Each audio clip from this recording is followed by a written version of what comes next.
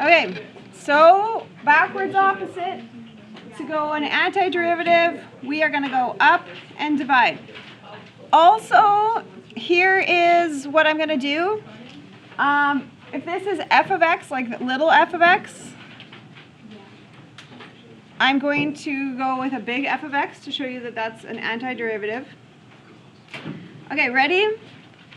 If this is an x fourth, it started as a x, go up, and then divide. This was a cubic, so that means to go up, it started with a 4, and then I divide. If this was an x, it started with an x squared, and then I divide, and I'm actually going to do that. 8 divided by 2, 4. Because you can look at this quick. What's the derivative of that? Times down 8x. And if this had no x, it means it started with a x, and then just 7, because 7 divided by 1. Okay, here's one thing to note. I'm going to go plus c. Why am I doing that? C could be any number, but what would have happened if I derive any number? 0. So there might have been a number on there, I just don't know, right? Because it's hard to tell because the derivative would have been 0. So C stands for constant. So already, how many of you are going to forget to write plus C, plus C, plus C? I'm going to remind you that. Okay, before I do the work on this, I'm going to rewrite it so that it makes sense to me. So I'm going to go 3x negative 6, because that looks more into the, I always like the coefficient exponent, like that format. And I'm also going to rewrite this, instead of a divide by 7, I'm going to write a 1/7 timeser. Coefficient exponent, like you see the parts, I like that format. Okay, you ready? Now we can antiderive. What's 1 up? -5. -5. And then divide. Okay, I don't like writing something divided by negative numbers, so I'm just going to go negative number. And then 1 up would be a 5. And then what's the division? What if you divide this by 5?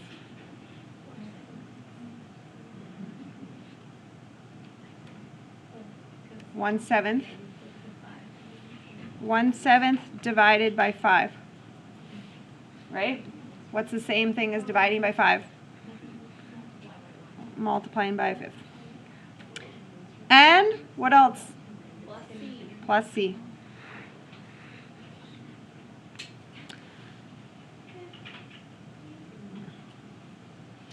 Okay, now we're going to get into the rules. Okay, if I had an equation and I derived it and it turned into something with sign, what do you think I must have started with? What's a guess? You must have started with some kind of cos 4x. This is just my guess. Okay, so here's what we're going to do. We're going to take our guess and we're going to derive it. Okay, so can you derive that equation? What would you do? Do you remember how to derive? So it would become, what do you get when you derive coses? Negative sign of the unit times derivative of the unit, which would be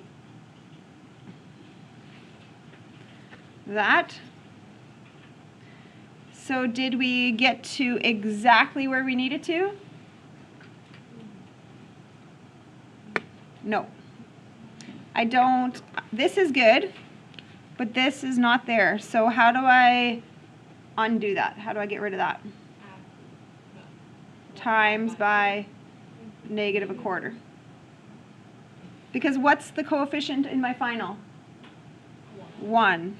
So negative 4 times what would get me to that? Okay, so here's my final answer. I need to put a negative a quarter to deactivate that negative 4. Cos of 4x. So that was my start. NN plus C.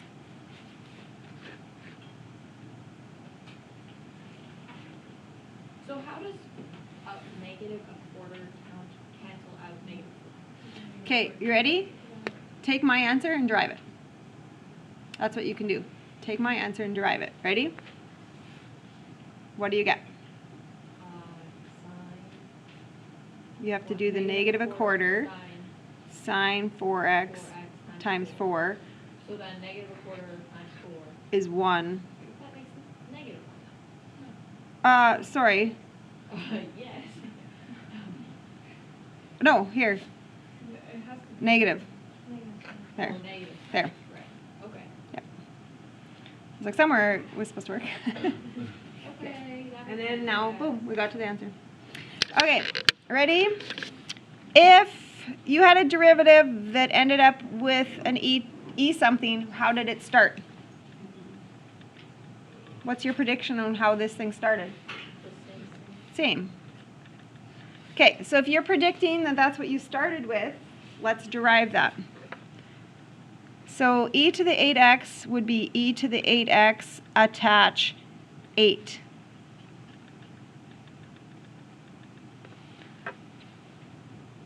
Did we turn out exactly how we wanted to? No. We had an 8, but we really wanted a 4.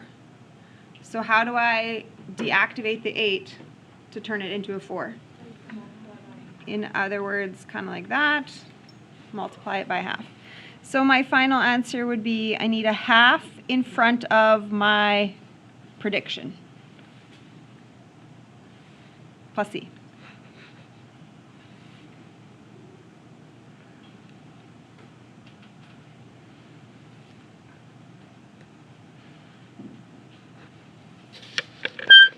Okay, next one. What do you think you started with? Which rule thing do you think you're doing here? Anybody know which rule you might be kind of doing? The chain rule here, this one. Okay, so what do you think I started with? What's a guess? I'm thinking I started with this to a 5th.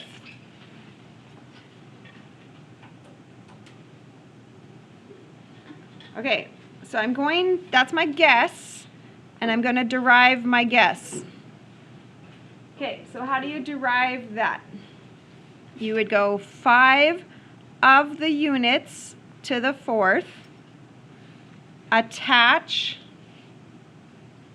the unit derivative. So what's the unit derivative? 3x squared.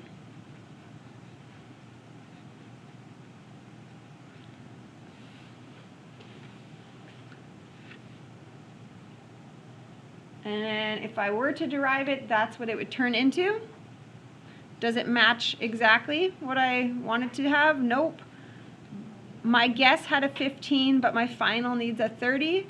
So I need to do what else? I need a 2 in the front of it yet. So I'm going to take my guess, but I'm going to put a 2 in the front of it. Okay, so it's all about understanding the rules and which rule are you doing. So then that means, well, what's my guess on how I started?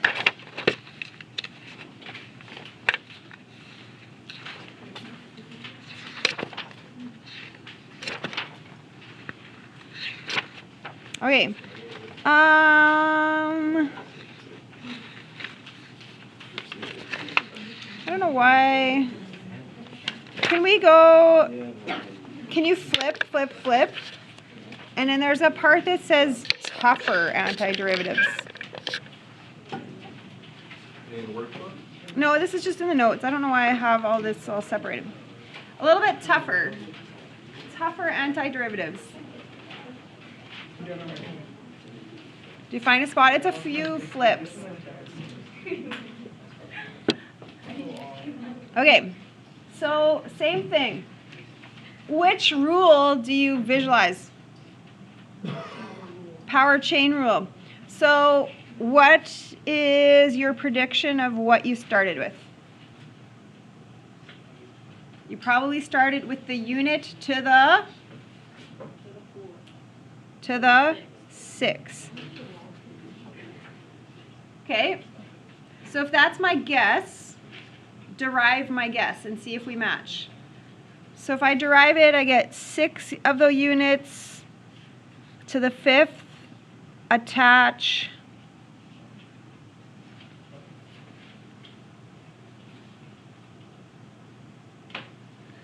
and I'm going to do the 6 and the 12x squared together. So that's 72x squared. And what did you think of our guess? Did we figure it out exactly? Nope. We're very close. Our guess has a 72 and our final doesn't have a 72. So now I need to do a get rid of the 72 multiplier times my guess.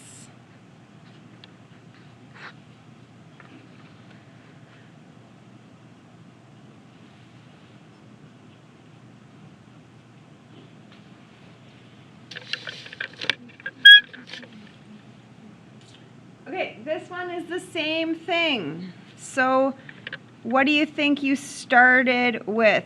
So guess the starter. So I can see there's a power chain rule again used. So my guess is that I did the unit to the 10th. That's my starting guess. Right?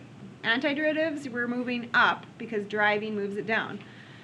Okay, so derive that.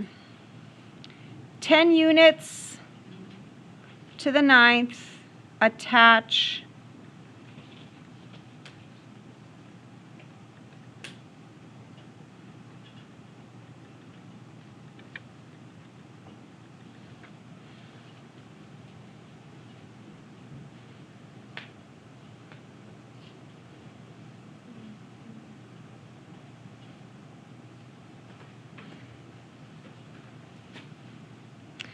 Okay, so looking at this and this, so close, but this has a 200 and this has a 3.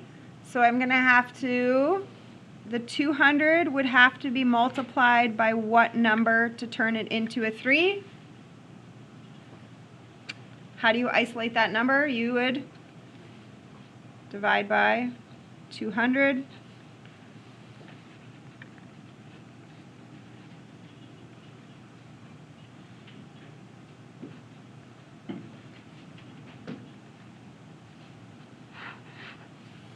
So there's my deactivation times my guess. Okay, that's kind of what we're doing.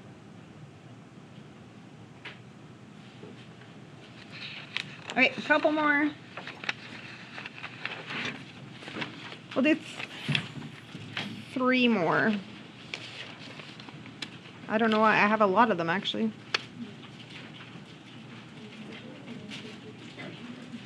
Okay, trig.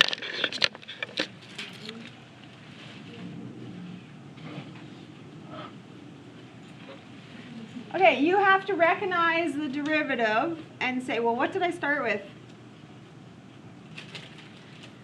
Anybody want to think about what you would have had to start with to go from whatever you started with would have derived to this?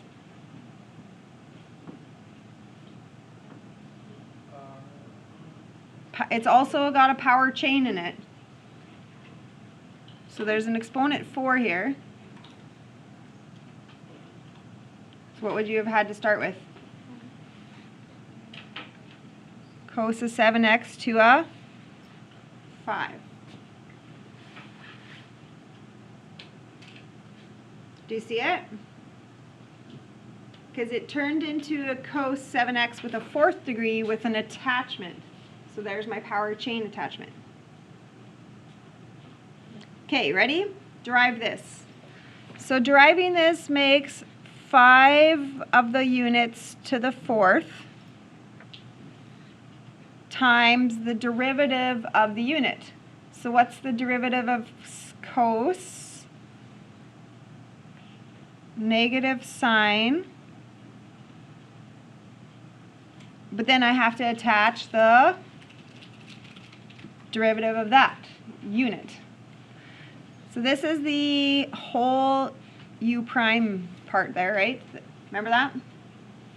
The sine of that unit attached the derivative of that unit yet. So I'm going to put this stuff all together.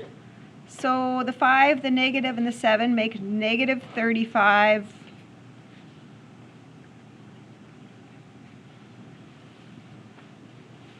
So how close did we get?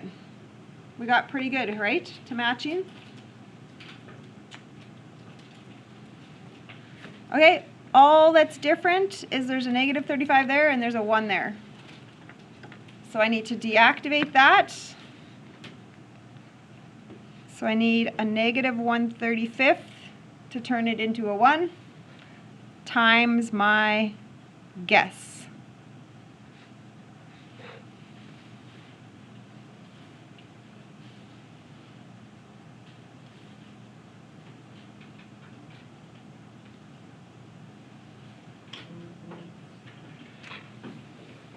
All right, 2 more. So if I had something to start with and it turned into an E, well, what did I start with? What's your guess? I'm guessing I started with that. Right? Know your rules. E to the something turns into E to the something attached. Okay, so derive it means keep times attach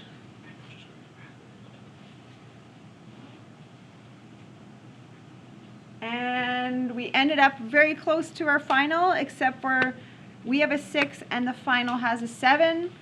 So 6 times what number would get me to that 7? And how do you isolate this number? You just do that like that. So I would have to put a 7, 6 in front of my guess. So whatever your deactivation number is, put it in front of your guess. Okay, last one. Okay, we haven't done it yet. What rule do you think I used to derive something here?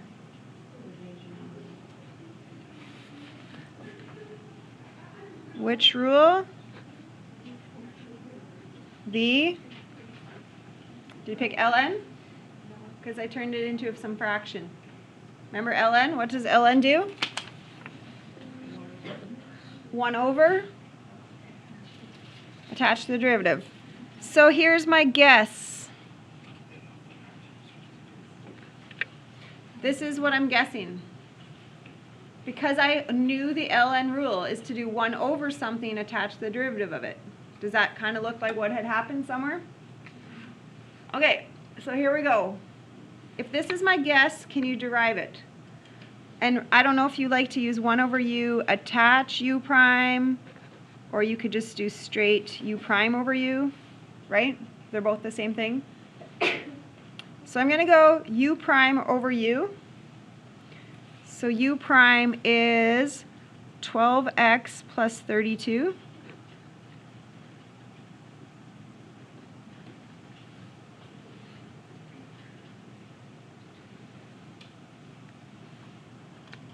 Look at our guess compared to the final. So instead of a 3x, I got a 12x. Instead of an 8, I got a 32. So what would I have to multiply these numbers by to turn them into that? A quarter. I'd have to multiply these by a quarter to turn them into my final. So I need a quarter times my guess. Okay, do you think you can get to that guessing stage? Obviously, with these notes, I was giving you the guess. But you have to recognize which rule, start with that guess. I think the trig ones are probably the hardest. When I get a trig with a chain,